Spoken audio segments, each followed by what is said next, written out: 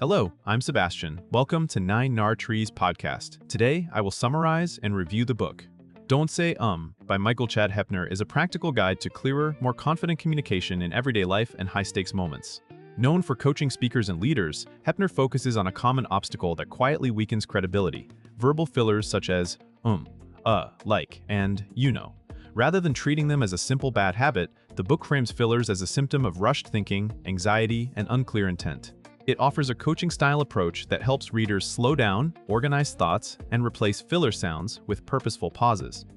The promise goes beyond sounding polished. The book connects better speaking with better outcomes at work, in relationships, and in personal growth, showing how clarity reduces misunderstandings and increases trust. With accessible strategies and an emphasis on practice, Don't Say aims to help readers be understood the first time, project calm authority, and communicate in a way that supports a better life. I will give you key takeaways from this book. Firstly, fillers as a signal, not the core problem. A central idea of the book is that fillers are rarely the true issue. They are usually a signal that a speaker is thinking on the fly, feeling pressure to respond instantly, or trying to hold the floor while searching for words. Hoeppner approaches and similar habits as outcomes of cognition and emotion, not just sloppy speech. By reframing the problem, readers can stop fighting symptoms and start improving the underlying mechanics of communication. The book emphasizes awareness first, identifying personal filler patterns, noticing when they spike, and understanding the situations that trigger them, such as meetings, interviews, conflict, or presentations. It also highlights how listeners interpret fillers, often as uncertainty, lack of preparation, or diminished authority, even when the speaker is competent. This gap between competence and perception becomes a key motivation to change. The broader message is that speaking well is not about performing perfection. It is about earning trust through clarity and composure.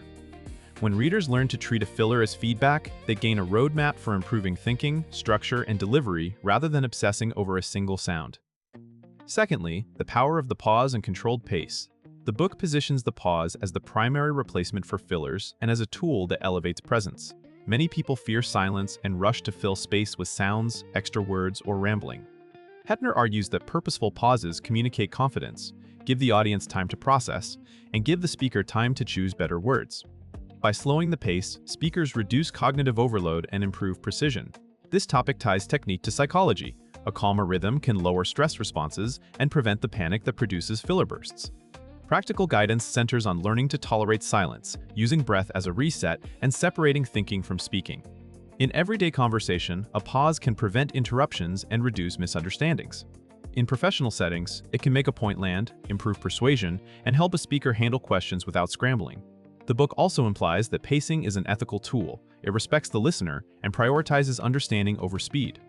Readers are encouraged to practice with structured drills, but also to experiment in real interactions, noticing how a slower cadence changes the tone of a room and the level of trust they receive. Thirdly, message structure that reduces rambling. Another major theme is that clear structure prevents filler-heavy speech because it reduces the need to improvise mid-sentence. When speakers know where they are going, they do not have to stall for time. Hoeppner focuses on simple organizing methods that can be used in hallway conversations as well as formal presentations. This includes stating a main point early, supporting it with a few relevant reasons or examples, and closing with a clear takeaway or request. The book emphasizes intention, deciding what the listener should think, feel, or do after hearing you. With that intent, speakers can choose what to include and what to cut, which reduces clutter words and repetitive phrasing. Structure also helps in difficult moments such as responding to criticism, delivering updates, or negotiating because it keeps emotion from hijacking the message. Readers learn to plan quickly, even in real time, by using mental frameworks that create order under pressure. The result is speech that sounds prepared without sounding scripted. This topic connects directly to better outcomes, since structured communication saves time, improves alignment, and makes it easier for others to act on what was said. Fourthly, practicing like a communicator, not just a speaker, Hoeppner treats improvement as a skill-building process rather than a willpower challenge. The book encourages deliberate practice that targets specific behaviors, noticing fillers, pausing, and delivering concise points. Instead of vague advice to be more confident, it promotes repeatable drills that can be applied to phone calls, meetings, introductions, and storytelling. A key element is feedback, whether through recording yourself, tracking moments when fillers appear, or using trusted colleagues to observe patterns. The book suggests that progress comes from small adjustments done consistently, such as slowing down at sentence starts, ending thoughts cleanly, and allowing a beat before answering questions. It also treats conversation as two-way communication, so the goal is not to sound like a performer, but to connect with real people. That means adapting to context, reading reactions, and choosing words that match the audience. This topic is important because it makes the path forward realistic for busy readers. With a practice mindset, the book implies that anyone can get measurably better without changing their personality.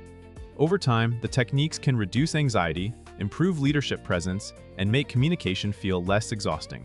Lastly, communication as a life upgrade. Beyond mechanics, Don't Say frames effective speaking as a lever that improves many areas of life.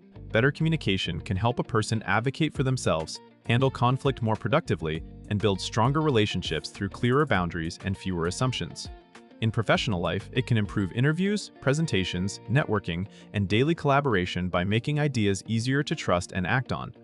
The book ties credibility to consistency. When words are clear and delivery is calm, others perceive reliability. It also shows how communication affects identity. Someone who regularly speaks with clarity begins to see themselves as capable and prepared, which can create a positive feedback loop. The emphasis on replacing fillers with pauses is presented not as a superficial trick, but as a way to think before reacting, which can reduce regrettable comments and increase emotional control. This topic highlights why the book can matter even to readers who do not give speeches. Everyday conversations, from family discussions to customer interactions, benefit from concise, thoughtful delivery. By making communication more intentional, readers can reduce friction, gain influence, and create outcomes that match their values. In conclusion, this book fits readers who want practical improvement in how they speak, including professionals who lead meetings, interview often, or present ideas, as well as students, creators, and anyone who feels their thoughts come out less polished than they are in their head. It is also useful for people who dislike public speaking but still need to communicate under pressure. The core benefit is that it targets a small, visible behavior that unlocks bigger change. Learning to replace fillers with pauses forces better pacing, clearer thinking, and stronger structure, which improves comprehension and credibility. Over time, that can reduce misunderstandings, strengthen relationships, and increase confidence in situations that shape careers and personal lives. Compared with broader communication books that stay at the level of mindset, Don't Say stands out for its tight focus and coach-like practicality. It addresses a problem most people recognize immediately, then uses it as an entry point to teach presence, clarity, and intentional speech.